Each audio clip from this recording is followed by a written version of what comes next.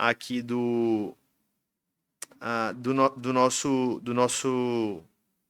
a nossa série, né, que já estamos desenvolvendo, que é Sermões do Advento. Então a gente chega na nossa segunda série, hoje ainda no Evangelho de Lucas. Você pode abrir sua Bíblia no Evangelho de Lucas, no capítulo 1, versículo 39. A gente vai continuar, irmãos. A gente vai percorrer algumas passagens do Evangelho de Lucas até o Natal. Vamos ficar nesse Evangelho aqui nesses próximos dias. Semana passada nós refletimos na passagem onde Maria recebeu o anúncio de que ela ficaria grávida e daria luz ao Messias. E hoje a gente vai continuar essa reflexão no que se sucedeu após essa notícia, né? Versículo 39. E como vocês vão ver muito em breve, meus irmãos, o coração da passagem que a gente vai expor hoje é conhecido como o Cântico de Maria, né? Que na linguagem mais divulgada aí tem um nome muito especial que é dado, que é o Magnificar, né? É o cântico. Essa palavra magnificar vem do latim, que na expressão completa no latim é uma tradução: minha alma magnifica ao Senhor. E daí tem músicas produzidas com esse título, né, do latim, pregações, peças, espetáculos. E esse é o tema da nossa mensagem de hoje também, né, que vem dessa expressão que Maria ela expressou ao louvar a Deus logo após, né, que ela teve essa notícia que ela seria a mãe de Jesus.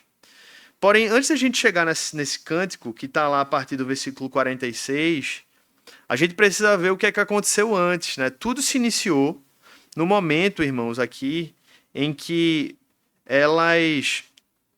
Maria e Isabel tiveram um encontro. Vamos ler a partir do versículo 39. Leia comigo. A palavra de Deus diz assim: naqueles dias, Maria se aprontou e foi depressa à região montanhosa, a uma cidade de Judá. Entrou na casa de Zacarias e saudou Isabel.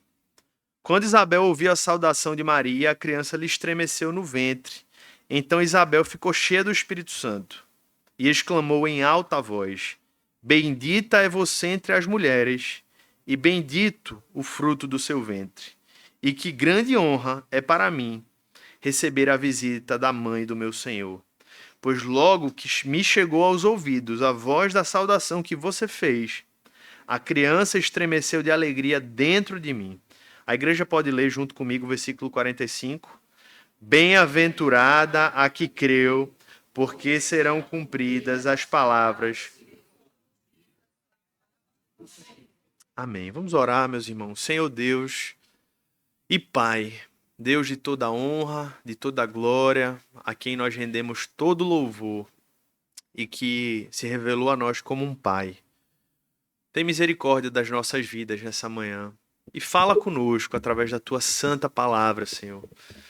Nós carecemos do alimento que vem do alto e hoje, nessa manhã, nós cremos que um banquete mais uma vez será oferecido a nós, mas não um banquete aos olhos humanos, um banquete que vem do alto, Senhor, que é a Tua palavra, que é o Teu alimento, alimentando a nossa alma, Senhor. Que assim seja.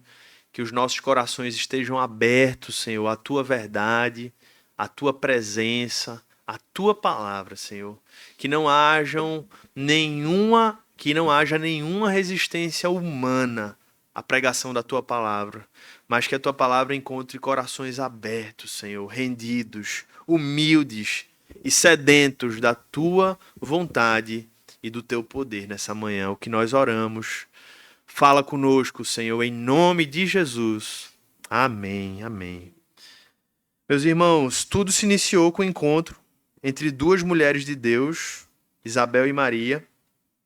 E Maria, logo após receber aquela gloriosa e surpreendente notícia que nós compartilhamos na semana passada, a Bíblia mostra que ela, pouco tempo depois, decidiu ir em encontro aos seus familiares. Foi depressa à cidade de Isabel e Zacarias para visitá-los. E logo que ela chega, irmãos, naquele encontro, algo muito forte acontece, né? Quando Isabel ouve a saudação de Maria, a Bíblia diz que o bebê lhe estremeceu no ventre e Isabel ficou cheia do Espírito Santo.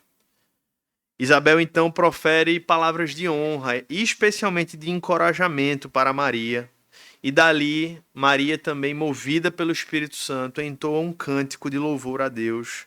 O primeiro dos cânticos descritos no Evangelho de Lucas e que é estruturado de uma maneira muito parecida como os salmos eram estruturados. Uma introdução, uma estrutura que decorre dali, uma conclusão de louvor a Deus.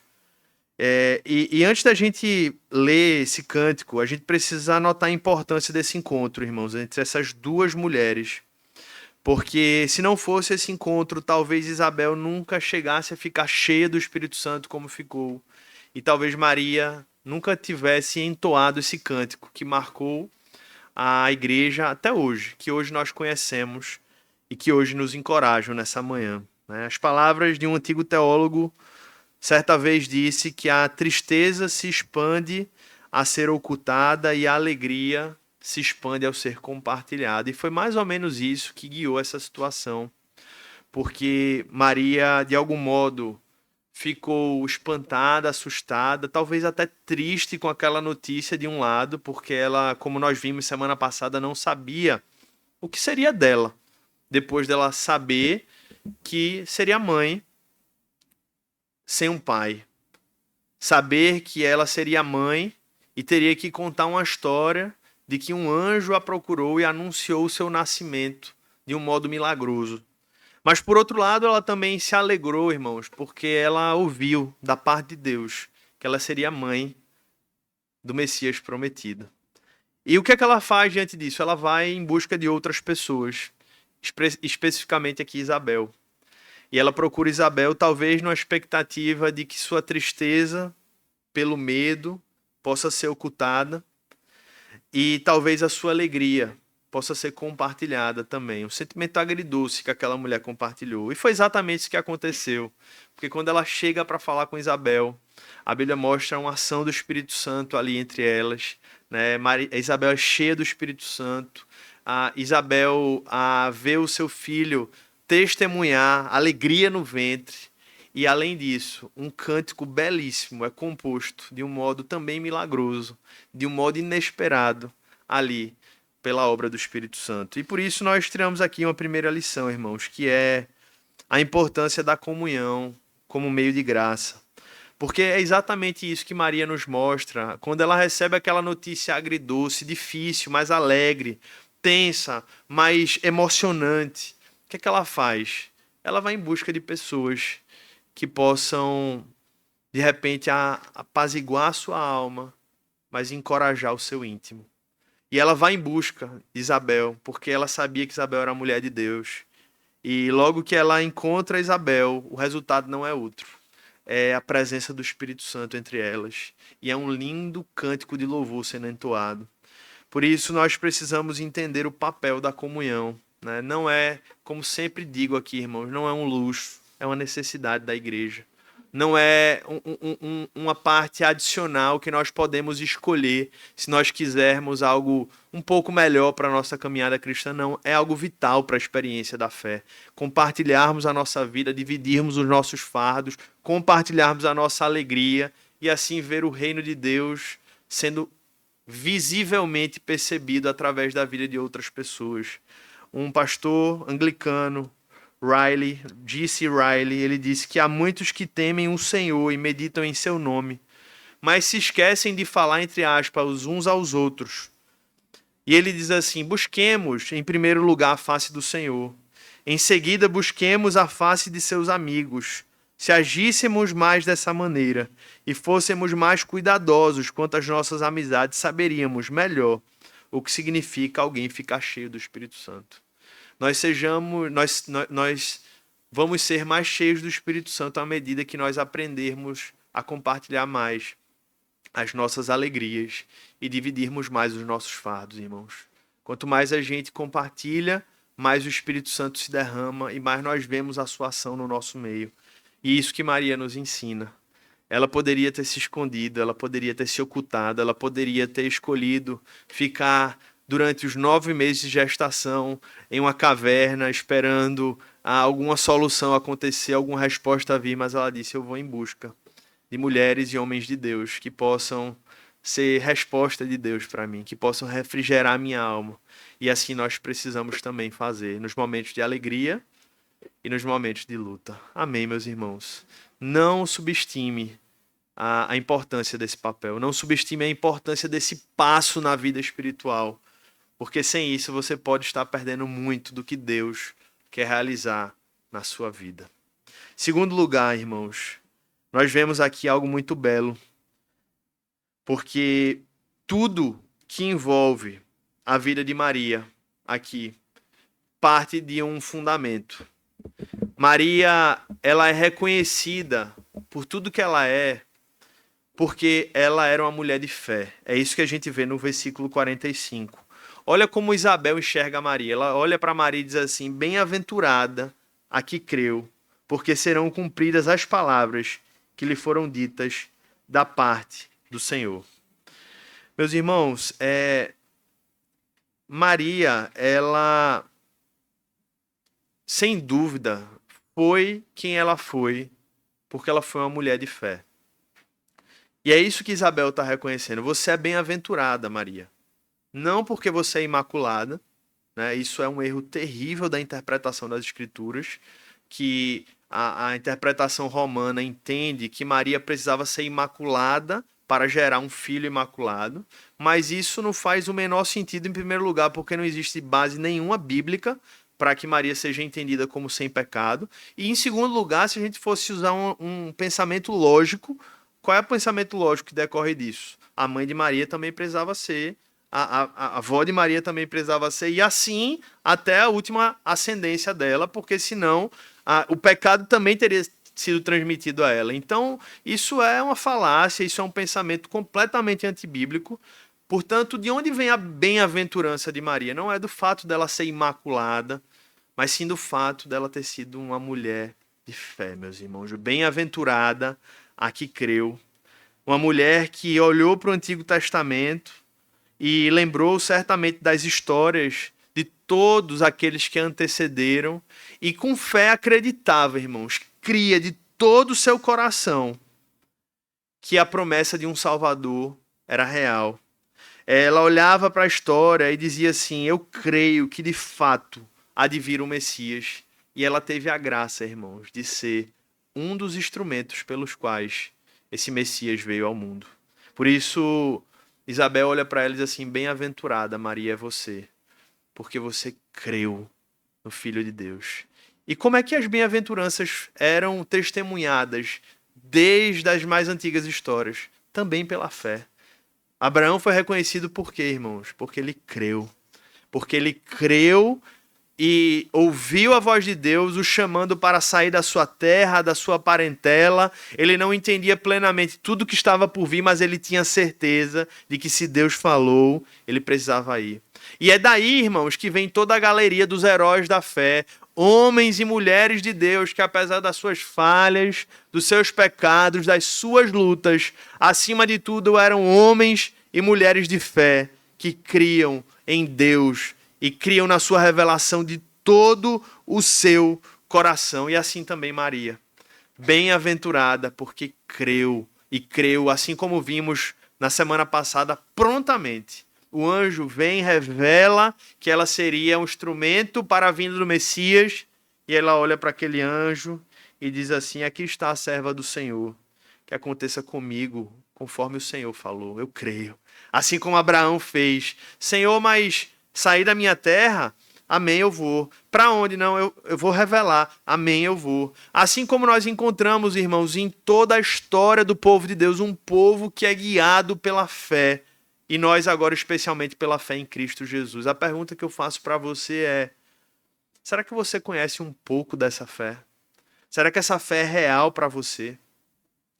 Será que você crê não apenas em todas as promessas e histórias reveladas nas Escrituras, mas você crê plenamente num Deus que se fez homem, que encarnou, e é o que a gente está celebrando aqui nesses dias, que de fato houve um momento no tempo e na história que esse Deus foi gestado no ventre de uma mulher de uma maneira milagrosa, e que nasceu numa manjedoura, numa estrebaria, e que pouco tempo depois ele estava ali fazendo milagres e proclamando palavras fortes e abençoadoras diante dos homens, e dali uma revolução, uma nova história no mundo se iniciou.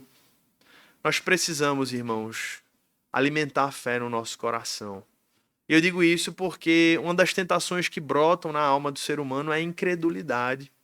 Talvez não necessariamente de ignorar e dizer que isso são mentiras, mas de diminuir a relevância disso nas nossas vidas. E aí eu pergunto a você, quão relevante para você é crer no fato de que Deus se fez homem e de que esse homem, sendo Deus, viveu uma vida perfeita, morreu a sua morte. Presta atenção nisso, ele morreu a morte que era a sua, para que você pudesse viver uma vida que você nunca viveria se não fosse através dele. Você crê nisso? Você de fato alimenta essa fé no seu coração. Você de fato é mobilizado por acreditar com tudo que você tem, com tudo que você é, de que essa é a coisa mais importante que você precisa se apegar na sua vida. Podem tirar tudo de você. Podem tirar seus bens, podem tirar até sua família. Mas se você continuar com fé em Cristo, meu irmão, você tem tudo. Não estou dizendo que vai ser fácil perder coisas, perder pessoas especialmente. Mas se você tem fé em Jesus, você tem tudo. Porque você tem o maior tesouro que alguém pode ter, que é uma confiança inabalável no Deus vivo que se revela a nós.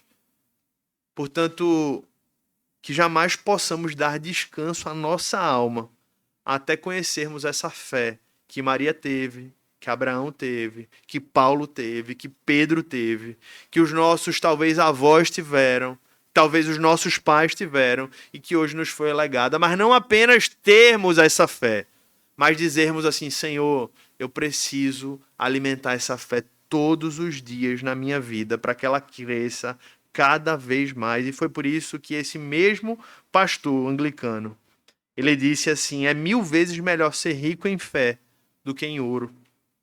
O ouro não terá valor no reino invisível para o qual estamos nos dirigindo.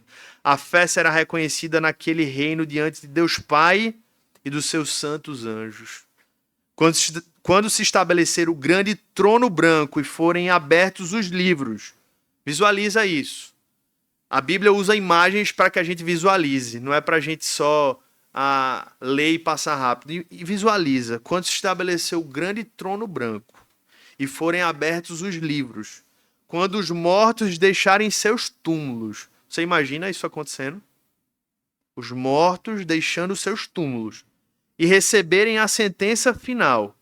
Então o valor real da fé será totalmente conhecido. Os homens saberão, se não tiverem sabido antes, que as seguintes palavras são verdadeiras. Bem-aventurados os que creram. Hoje, irmãos, parece que crer se tornou algo pequeno, irrelevante. Parece que a fé hoje se tornou algo banal. Mas a mais benquista entre todas as mulheres, porque foi a mãe de nosso Senhor, foi reconhecida como bem-aventurada, abençoada porque creu. Como é que está a nossa fé?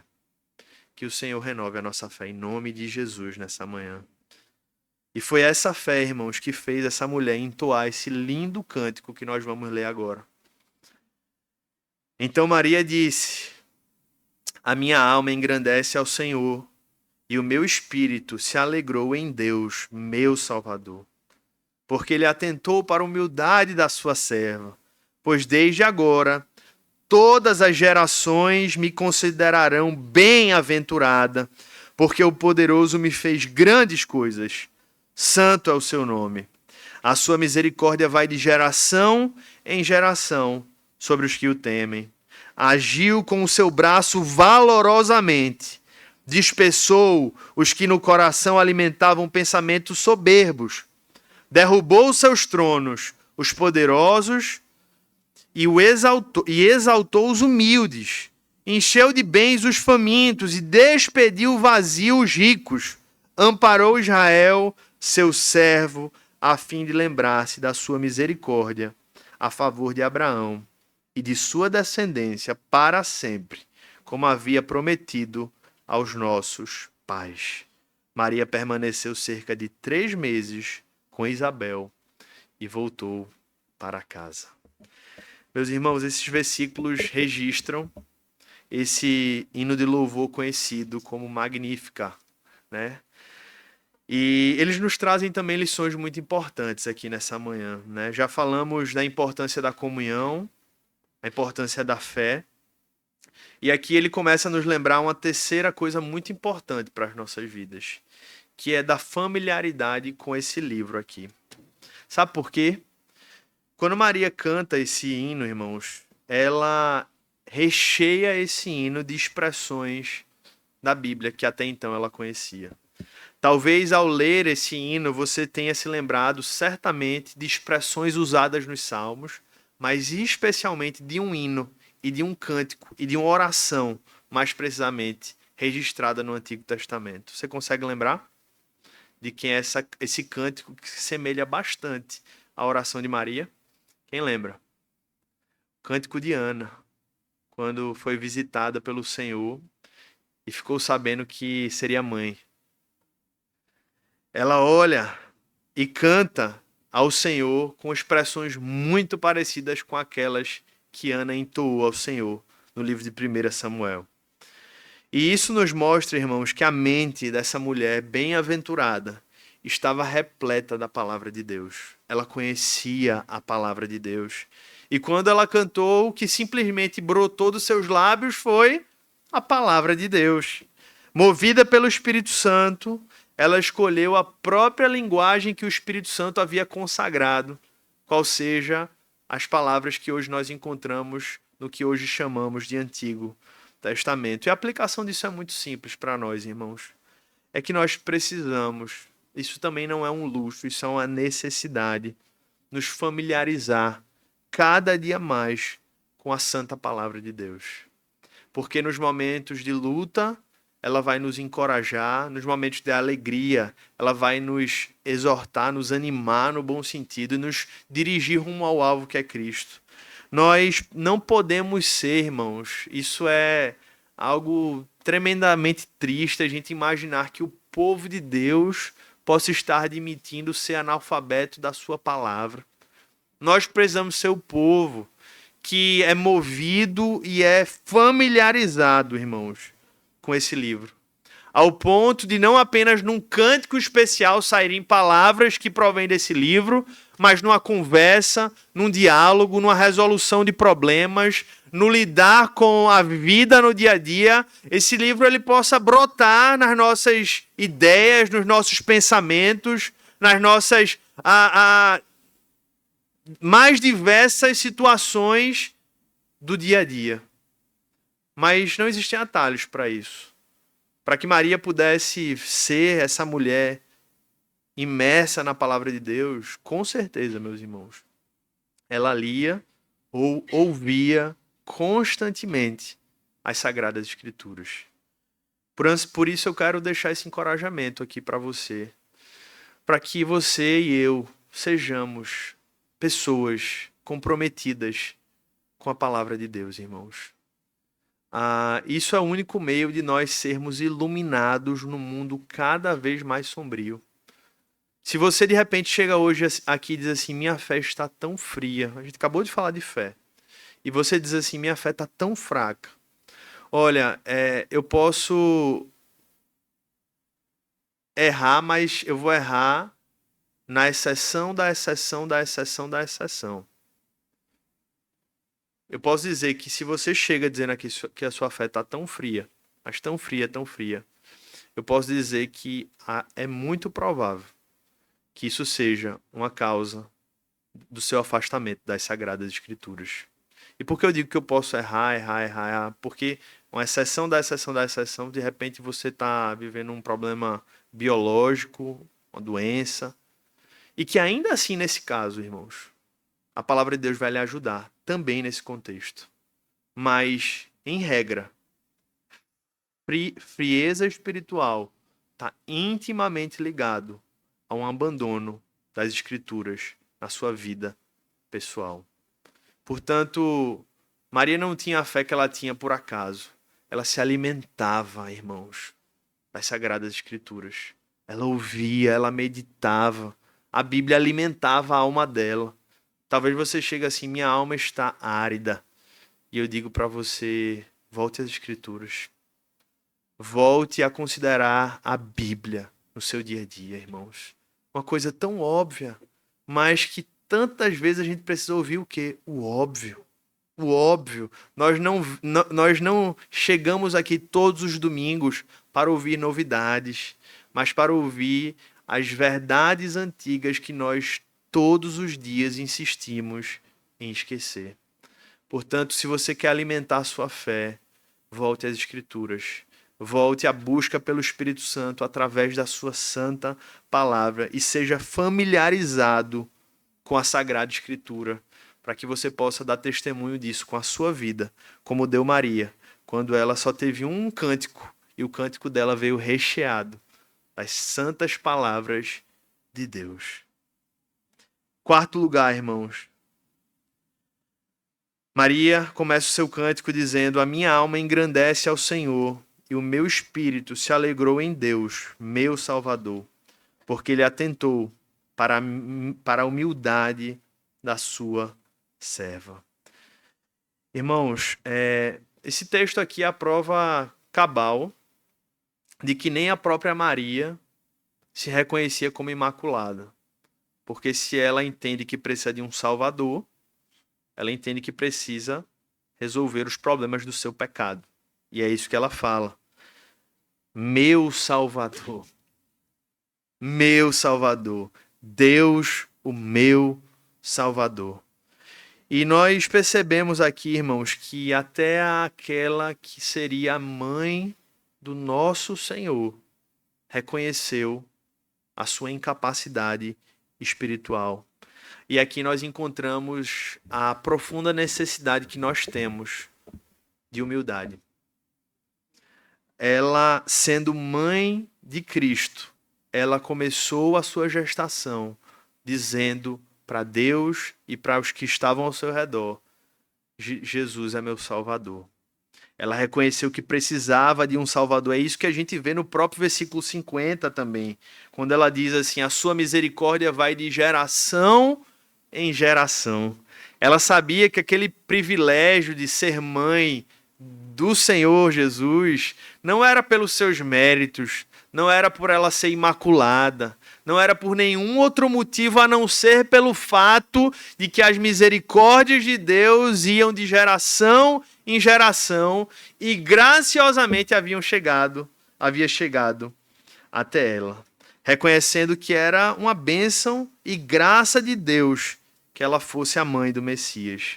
Portanto, ninguém estaria mais pronta a reprovar a adoração que é dirigida a Maria do que ela própria, irmãos. Se ela tivesse viva, ela com certeza olharia para a adoração que hoje é prestada a ela e diria: o que é que fizeram comigo, né, meus irmãos? Então, até nesse sentido, nós podemos aprender com ela, porque nós podemos aprender com a sua humildade.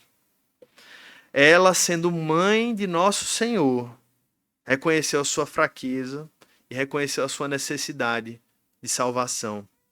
E nos lembrando, irmãos, que essa humildade que ela transparece aqui para nós é algo fundamental para mim e para você. A Bíblia nos ensina, em Tiago 4, versículo 6, que o Senhor resiste aos soberbos, mas concede graça aos humildes. E qual exemplo poderia ser melhor do que aquela que tinha a missão de dar a luz ao Messias e está entoando um cântico de glória, honra e salvação ao seu próprio filho? Ontem eu vivi uma experiência muito interessante com o Malu, né? Que me lembrou muito, irmãos, o que o Espírito de Deus espera de nós. Ela tá aí não, né? Tá lá embaixo, né? Ela tava brigando com Lara e teve uma hora que eu chamei ela à responsabilidade, eu disse, Malu, você é mais velha, só dois brigam quando como é o ditado, só briga quando os dois querem. Quando um não quer, dois não brigam. Quando um não quer, eu falei certinho pra ela, viu? Não fui enrolado assim não. Quando um não quer, dois não brigam. Eu disse, ó, se vocês brigarem mais uma vez, e aí disse, ó, você vai perder isso que você gosta e tal, e disse, pronto. Daqui a pouco ela começou a chorar no quarto, dizendo, eu não tô conseguindo lidar. E eu disse pra elas que elas precisavam dormir. Se ela saísse do quarto mais uma vez, ela também ia perder aquilo. Eu disse, você é responsável, você é mais velha, você vai precisar cuidar da sua irmã. E aí teve uma hora que ela ficou desesperada, porque Lara tava querendo sair do quarto, ela não tava conseguindo segurar a Lara. E ela ia ter responsabilizada também. E ela deu um grito, eu cheguei no quarto e eu já tava pronto pra dizer assim, Malu, é isso e pronto. Você precisa se responsabilizar, você é mais velha. Mas ela olhou pra mim e disse assim, chorando, né? Ela disse assim, papai, eu sou apenas uma criança. Eu não sei de nada. Só o senhor sabe resolver isso. Malu é muito desenrolada, né? Então tem um ar ali um ar ali de argumentação dela, certo? Mas também teve um ar de verdade, irmãos. Eu vi ela nunca falou isso. Nunca a Malu disse que nunca sabia resolver nada. Malu sempre acha que sabe resolver. Ela sempre se acha capaz. E aí quando ela falou isso, eu disse: "Tá bom, filha, eu vou ficar aqui com você, eu vou lhe ajudar", né? Ela me quebrou ali naquela fala, né? Meus irmãos, quando ela falou isso, eu lembrei do Senhor na mesma hora, como ele olha para nós, né? Porque a gente se acha muito capaz, igual ela se acha. Só que a comparação de Deus olhando para o ser humano é infinitamente mais profunda do que um adulto olhando para uma criança. Porque Deus é muito mais capaz, ele é totalmente capaz olhando para o ser humano do que um adulto olhando para uma criança. Então eu fiquei olhando e lembrando de como Deus olha para mim, para você, né? Ele olha para nós como nós olhamos para os nossos filhos, assim, realmente nossos filhos são muito incapazes de lidar com muitas coisas. Mas quando eu vi minha filha reconhecendo aquilo, proferindo aquelas palavras, dizendo literalmente, eu sou apenas uma criancinha, ela disse. Uma criancinha, eu não sei de nada. Ela usou essas palavras. Só o Senhor sabe resolver. E como aquilo mexeu no meu coração, eu fico imaginando o quanto isso não mexe no coração de Deus. Quando ele olha os seus servos, os seus filhos, dobrando os seus joelhos, dobrando as suas almas e dizendo: Senhor, eu sou apenas um homem, uma mulher, mas que não passo de uma criança espiritual. Eu não sei de nada, Senhor. Só o Senhor sabe resolver. Você não acha que isso mobiliza o coração do nosso Deus, não? Eu tenho certeza, meus irmãos. Porque esses afetos de paternidade que nós temos são muito maiores no coração de Deus. Então, você tem esse privilégio de poder chegar diante de Deus, se derramar em oração e dizer assim: Senhor, eu sou apenas uma criança espiritual. Eu não sei de nada, Senhor. O Senhor sabe resolver, me ajuda. E isso é humildade, irmãos. É reconhecer que só Deus é o Senhor das nossas vidas. E foi a esses que o Senhor disse que ele daria o reino dos céus. Humildade aqui poderia ser um sinônimo de pobreza em espírito. E Jesus olha no Sermão do Monte e diz assim: bem-aventurados os pobres em espírito, pois deles é o reino dos céus. Pobre em espírito é aquele que diz assim: Senhor, eu sou incapaz mesmo, eu preciso do Senhor. Senhor, eu sou pecador mesmo, eu preciso da tua salvação, Pai. Essa é a porta de entrada no reino, irmãos. Ninguém entra no reino batendo no peito. A porta de entrada no reino é de joelho. E assim também é a manutenção no reino de Deus. É nós vivermos ajoelhados em nossas mentes e corações prostrados, dizendo: Senhor, eu sou apenas uma criança espiritual. Eu não sei de nada. Só o Senhor sabe resolver. E eu preciso de ajuda. Que nós possamos ter esse espírito, irmãos, em nosso coração. Nós temos muitas capacidades, é fato. O Senhor nos deu muitos dons profissionais, relacionais, é fato. Mas todos esses dons precisam ser exercidos, baseados na compreensão maior de que basta Deus dar uma palavra para que tudo que nós temos e somos se desfazer, irmãos. Ou seja, estamos totalmente dependentes do Senhor.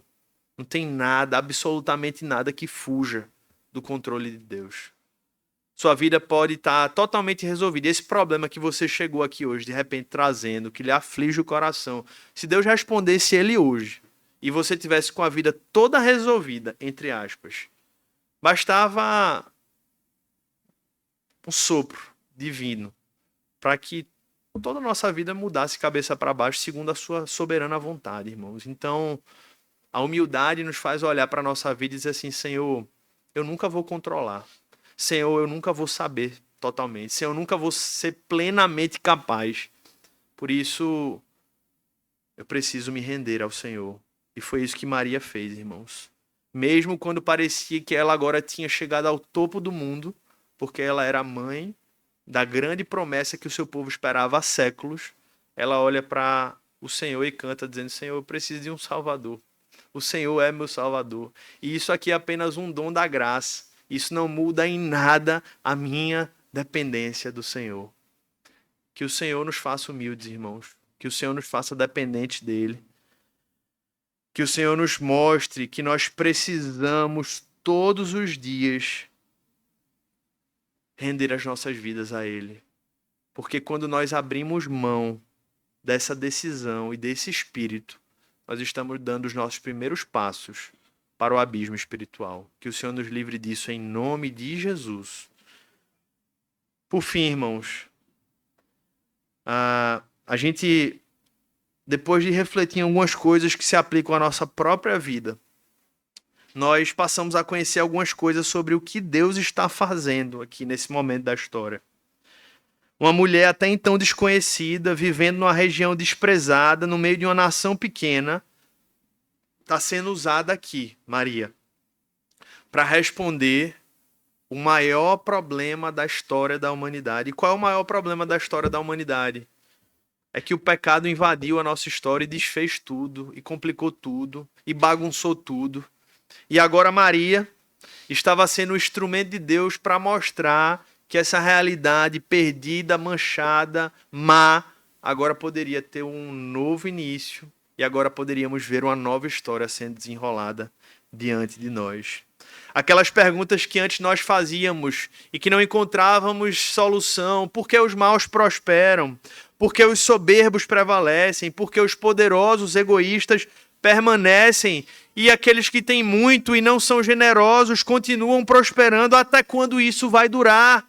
Era o que via a mente. É o que vem à mente talvez do seu coração. Você olha para a realidade e você diz, por que esse mal ainda é tolerado? Por que esse problema ainda persiste? Por que essa realidade não encontra solução? E por que quando o que tem solução acontece, outro problema surge? E aí Maria olha, irmãos, e ela nos dá respostas para isso no seu cântico. Versículo 51, ela diz assim, chegou o momento em que o braço desse Messias começou a agir, e ele dispersou os que no coração alimentavam pensamentos soberbos. Ele derrubou dos seus tronos os poderosos e exaltou os humildes. Ele encheu de bens os famintos e despediu vazios os ricos. Então, irmãos, ele está falando justamente dos dramas que a humanidade enfrenta.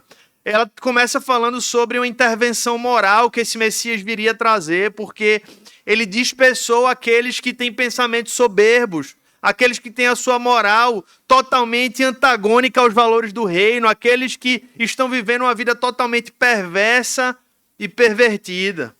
Mas ele também veio e trouxe intervenções e trará especialmente intervenções sociais. Ele derrubou do seu trono os poderosos e exaltou os humildes. Ele encheu de bens os famintos e despediu vazios os ricos. Sabe o que ela está falando aqui, irmãos? Do reino de Deus. Do reino de Deus, que foi a mensagem que Jesus começou proclamando. O reino de Deus chegou. Arrependam-se. Arrependam-se. E esse reino, irmãos, expressa o novo mundo que todos nós ansiamos, mas que muitos ainda sequer sabem que ele é possível. Esse é o reino de Deus. É o novo mundo que está dentro do nosso coração, lá dentro, que a gente sabe que é o mundo que Deus desejava, mas que a gente não imaginou que esse mundo um dia poderia chegar. É o mundo que músicas até pagãs cantam. Imagine all the people. E ele começa a cantar qual seria o ideal de um mundo que ele tanto anseia, mas que as pessoas não entendem que por elas mesmas nunca vai ser possível. Mas Maria louva a Deus porque ela entende que nesse mundo, a última palavra, nesse mundo que Jesus estava inaugurando e que ele está muito perto de consumar, irmãos, a última palavra não está com os soberbos, com os poderosos, nem com os ricos. Mas agora, esse mundo que Jesus está prestes a derrubar, ele está sendo ofertado, ele está sendo dirigido a todos aqueles que amam e confiam no Senhor. O critério não é político, não é social, não é econômico. O critério é a fé e a dependência de Deus. Todos aqueles que confiam em Cristo de todo o seu coração vão gozar muito em breve de um mundo perfeito, irmãos.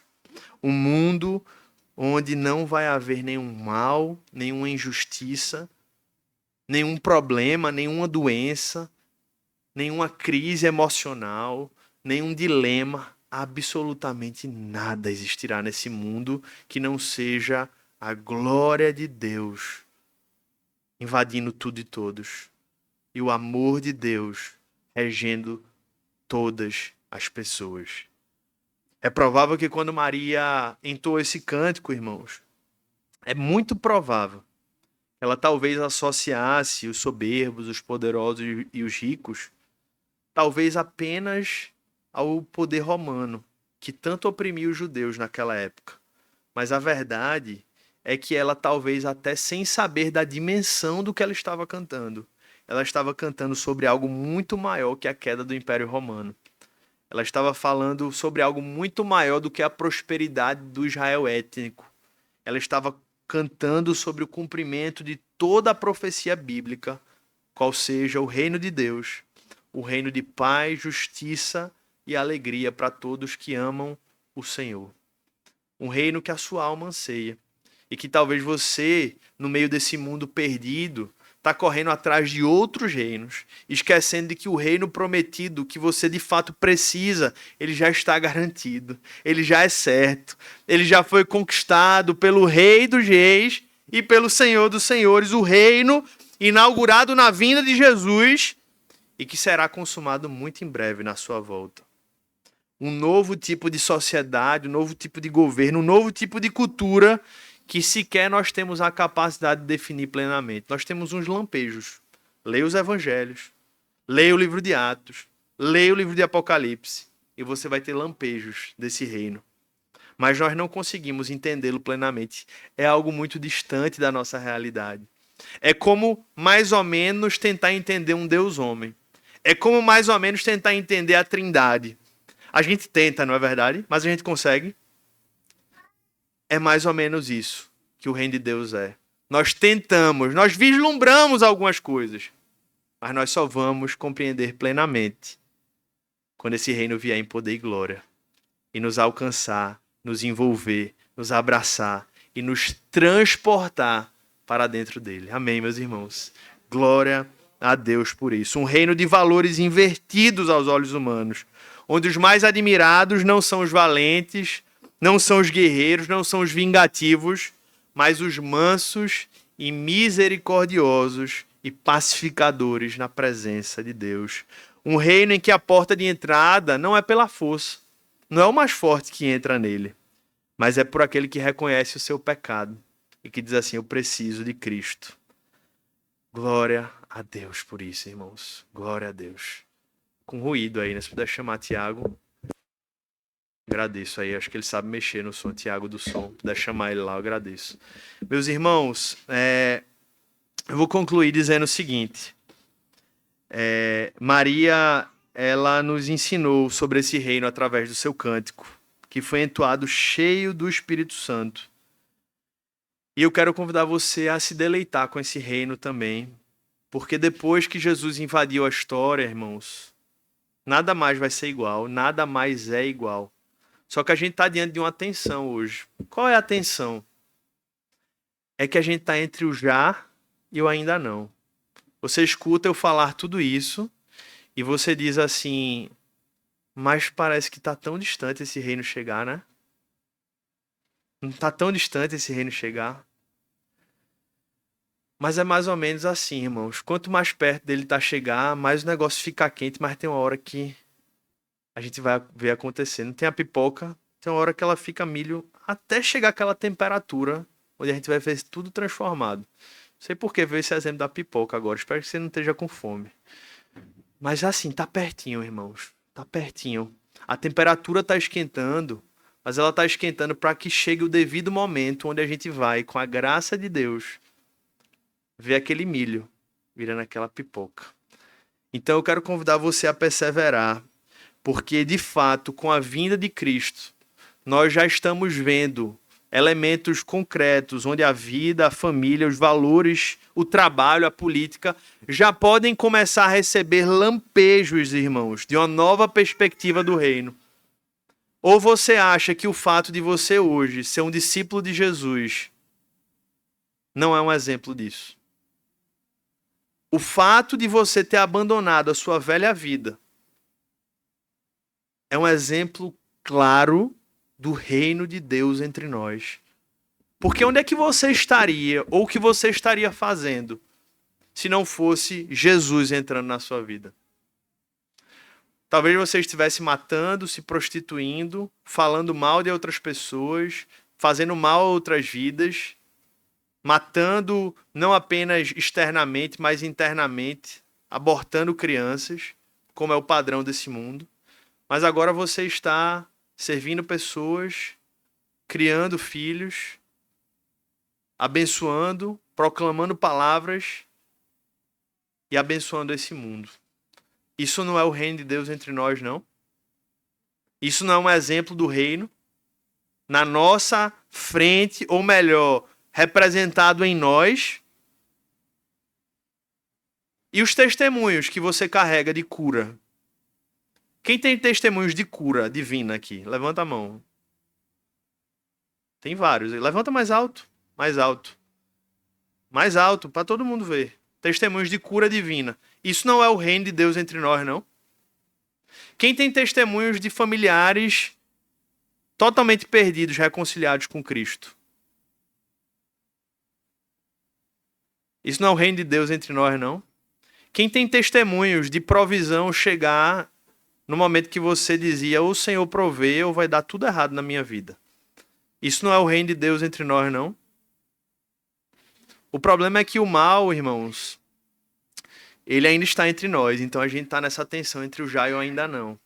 Mas que possamos perceber o reino de Deus entre nós. E para que essas percepções do reino entre nós possam alimentar a nossa fé até que o reino venha em sua consumação. Amém? Porque um menino nos nasceu, um filho se nos deu, e o governo está sob os seus ombros. Ele já é rei, ele já governa. E o seu nome será maravilhoso conselheiro, Deus forte, Pai da eternidade e príncipe da paz. E ele estenderá o seu governo e haverá paz sem fim sobre o trono de Davi, sobre o seu reino, para estabelecer e para o firmar com juízo e com justiça desde agora e para sempre. Meus irmãos, nós precisamos acreditar que o reino de Deus ele já está entre nós e que ele está muito perto de ser consumado. Novos céus e nova terra estão se aproximando. E é por isso que a mensagem Maranata, ora vem Senhor Jesus, e de arrependa-se, é mais urgente do que nunca, porque está chegando a hora, meus irmãos. E Maria cria nisso tudo. Ela sabia que Deus era fiel para cumprir todas as suas promessas, e é por isso que no versículo 54 e 55, no seu cântico, ela diz assim: amparou Israel seu servo, a fim de lembrar-se da sua misericórdia, a favor de Abraão e de sua descendência para sempre, como havia prometido aos nossos pais. Irmãos, a fé dessa mulher é bela, porque milênios depois de Abraão, ela estava com a convicção de que tudo aquilo que ela estava vivendo era o cumprimento da promessa que Deus tinha feito a Abraão há milênios de anos atrás. É mais ou menos o que a gente vive hoje. Porque as pessoas olham para nós assim, Jesus voltar tem 2000 anos já. Maria tinha quase 4.000, 2.000 anos, um pouco mais de 2.000 anos que Abraão já tinha saído da terra de Ur. E agora ela estava vendo aquela profecia se cumprir, ela tinha convicção de que aquilo era a promessa final do que Deus tinha dito a Abraão em Gênesis capítulo 12. O que é que Deus disse a Abraão em Gênesis capítulo 12? Farei de você, Abraão, uma grande nação e o abençoarei e engrandecerei o seu nome. Seja uma bênção. Abençoarei aqueles que o abençoarem e amaldiçoarei aquele que o amaldiçoar. Em você, Abraão, serão benditas todas as famílias da terra. Maria estava dizendo assim, chegou o momento. A partir do nascimento desse menino, que se tornará o rei do mundo, que é o rei do universo, todas as famílias da terra serão abençoadas. E a promessa que foi feita a Abraão está sendo cumprida aqui. Meus irmãos, séculos depois, isso se cumpriu. E ali, na gestação de Maria, aquela mulher visionária e de fé, olhou para aquilo e entendeu que o povo que andava em trevas agora veria a maravilhosa luz por meio do nascimento do seu filho. O Salvador do mundo estava chegando para cumprir a promessa. E isso nos traz essa última lição com a qual a gente conclui, irmãos, essa passagem, essa mensagem. É nós lembrarmos que Deus é fiel. Irmãos, Deus é fiel. O mundo quer fazer você acreditar que Deus falha, que Deus mente, que Deus não é bem Deus, que a Bíblia não é bem palavra de Deus. Mas nós chegamos aqui hoje para lembrar que Deus é fiel, irmãos. E assim como ele cumpriu cada uma das suas promessas em toda a história e não deixou nenhuma delas sem cumprimento, ele continua sendo fiel hoje. Ele continua sendo fiel na sua vida. Ele continua sendo fiel na sua história. E tudo aquilo que ele prometeu aos seus filhos, se você é um filho de Deus, é uma promessa para a sua vida. Então, se você chega aqui preocupado com a provisão, e você tem colocado sua vida de fato rendida aos pés de Deus, buscando trabalhar para a glória de Deus, seja visitado, irmão, pela promessa de que Ele cuida de nós e de que se nem os pássaros e se até os lírios do campo são vestidos por Ele, quanto mais nós, homens de pequena fé. Então, que as promessas de Deus, irmão, se tornem tão reais para nós que nós não possamos cogitar a possibilidade das promessas de Deus não serem cumpridas. Certa vez, George Miller, o diretor de um instituto, ou melhor, de vários orfanatos na Inglaterra, que fundou aqueles orfanatos crendo que Deus o estava enviando e que Deus o iria prover em cada detalhe, e que nunca pediu nada porque ele disse que Deus iria prover, então ele sempre fazia tudo baseado naquela fé que Deus havia movido ele para iniciar aqueles orfanatos, que abrigou milhares de órfãos em Londres, alguns séculos atrás. Certa vez chegaram para ele e disseram assim, acabou a comida. Era um dia de manhã, as crianças estavam para ir tomar o café da manhã. E disseram, o que é que a gente vai fazer? E ele olhou para a pessoa que veio até ele e disse assim, coloca as crianças sentadas e ore agradecendo pelo alimento. Eu disse, como assim? Mas não tem comida. Deus prometeu que ia prover. Então ele vai dar um jeito. Quando eles acabam a oração, irmãos, batem na porta e um entregador de pão disse, olha, minha carroça quebrou, não vou ter mais como resolver, eu vou deixar esses pães de oferta para você. Tá no relato dele, no diário dele. Está escrito aí, você pode comprar a história de George Miller. Essa é uma dentre centenas de histórias de um homem que creu nas promessas de Deus. E nós hoje precisamos entender, irmãos, que nós precisamos nos apegar às promessas bíblicas. Assim como Maria, no seu cântico, lembrou da misericórdia de Deus, lembrou das promessas de Deus feitas a Abraão, nós precisamos aprender a nos apegar às promessas de Deus. Precisamos aprender, irmãos, que apesar de não vermos todas as coisas subjugadas ainda não vermos Jesus face a face, ainda não vermos o céu, ainda não vermos os livros da vida, nem as mansões que ele foi preparar, nós precisamos andar pela fé, descansando nessas promessas, porque nessas promessas é que nós depositamos todos os fardos que esse mundo nos impõe. Se nós não descansarmos nessas promessas, e especialmente no Deus dessa promessa, os fardos desse mundo vão nos engolir. Mas quando nós olhamos para essas promessas e depositamos as nossas expectativas, dizendo, Senhor, é tudo do Senhor, Pai. Não tem nada nas minhas mãos, tudo vem de Ti. Aí a gente vai encontrar descanso, irmãos. Do mesmo modo que Maria se alegrou quando viu que o Messias estava chegando. Precisamos nos alegrar nisso. E eu quero lhe convidar, de fato, a crer nas promessas de Deus, e especialmente naquela que está contida nas últimas palavras da Bíblia, quando João afirma: aquele que dá testemunho destas coisas diz, certamente venham sem demora. Tal qual Maria foi bem-aventurada por crer no cumprimento da promessa feita a Abraão. Bem-aventurados são aqueles que o Filho do Homem encontrar com fé na sua volta, quando ele voltar à terra. Que sejamos eu e você, irmãos. Às vezes a gente pode se envolver com tantas coisas na vida que às vezes a gente perde os elementos mais básicos da nossa vida. Qual é um dos elementos mais básicos da fé cristã? É a expectativa iminente e gloriosa do nosso Rei. Você lembra disso no seu dia a dia?